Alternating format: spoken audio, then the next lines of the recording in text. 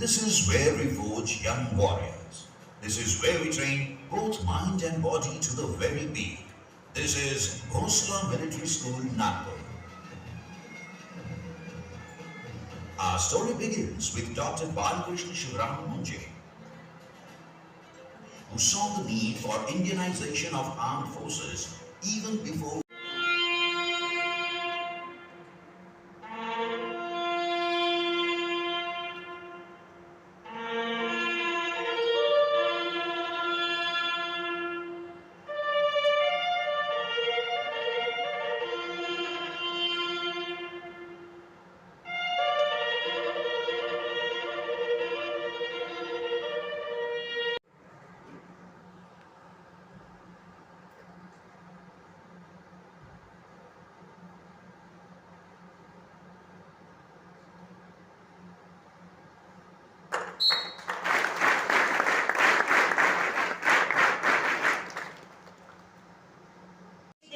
परम विशिष्ट सेवा मेडल, अति विशिष्ट सेवा मेडल, वायुसेना मेडल, विशिष्ट सेवा medal, former Vice Chief of the Air Staff.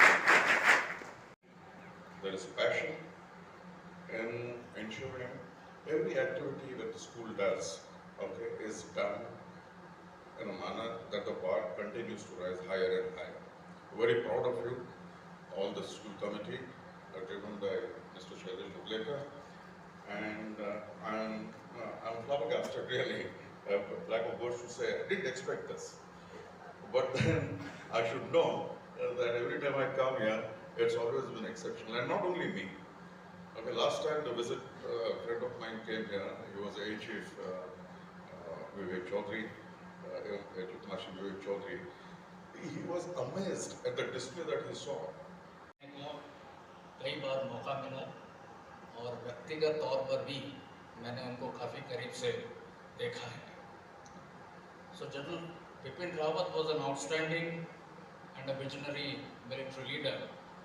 और समन्वय बढ़े, साथ ही में हमारी रक्षा और सुरक्षा संबंधी जितनी भी ज़रूरतें हैं उनको आत्मनिर्भरता के तौर पर मिलना, इन दोनों दिशाओं में उनका बहुत अभूतपूर्व योगदान रहा है. और making our defense forces more modern, more agile and battle worthy to be able to meet future security challenges in a more effective manner.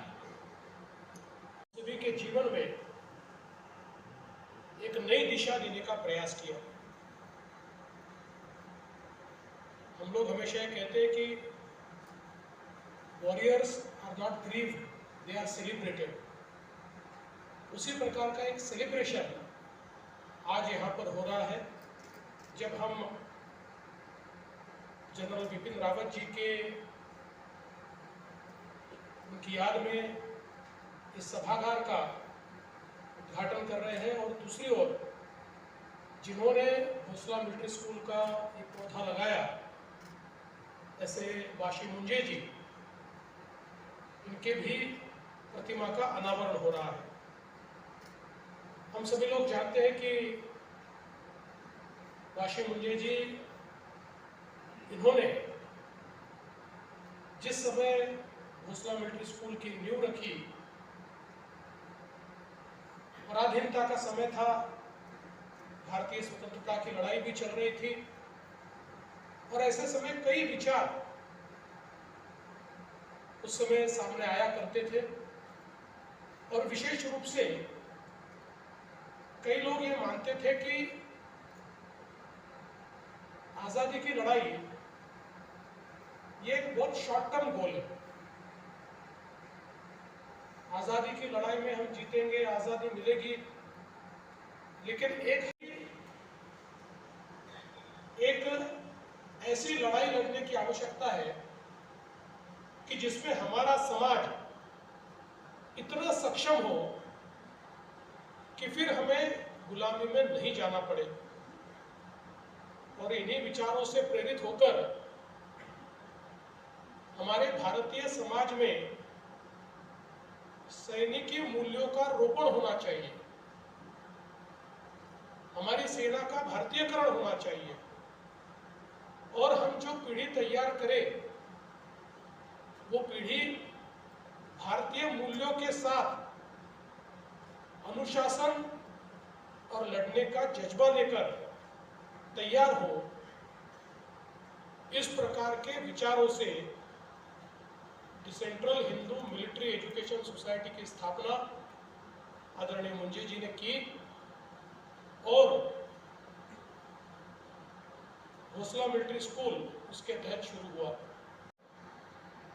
Bhosla military school ने दिए हैं, लेकिन साथ साथ समाज के अलग अलग हिस्सों को भी अनुशासित इस प्रकार के लोग देने का काम ये भोसला मिलिट्री स्कूल के माध्यम से हुआ है। एक प्रकार से पीढ़ियों का निर्माण हमारी वाशी मुंजे जी, इनकी प्रतिमा का लगना ये भी बहुत महत्वपूर्ण है। मैं ऐसा मानता हूं कि कोई ये कह सकता है कि ये प्रतिमा 30 साल बाद क्यों लगी, पर मैं ये कहूँगा कि यही उचित समय है कि उनके सपनों को पूरा करने का काम करने के बाद उनकी प्रतिमा यहाँ पर लग रही है। तो मैं ऐसा मानता हूँ कि उनको भी जहाँ भी होंगे, स्वर्ग में होंगे, उनको भी इसका संतोष रहेगा। साथ साथ जनरल बिपिन रावत जी, मेरी स्वयं की उनकी मुलाकात भोसला मिलिट्री के ही कार्यक्रम में हुई और उसके बाद काफ़ी समय तक हम लोग चर्चा कर रहे थे। कई बातें उनसे समझने को मिली, स्ट्रैटेजिक डिसीजंस कैसे होते हैं, सीमा में क्या चल रहा है, हमको क्या दिखता है और क्या होता है, ऐसी कई चीज़ें ये उनसे सुनने को भी मिली। और मुझे ऐसा लगता है कि भारत के इतिहास में उन्होंने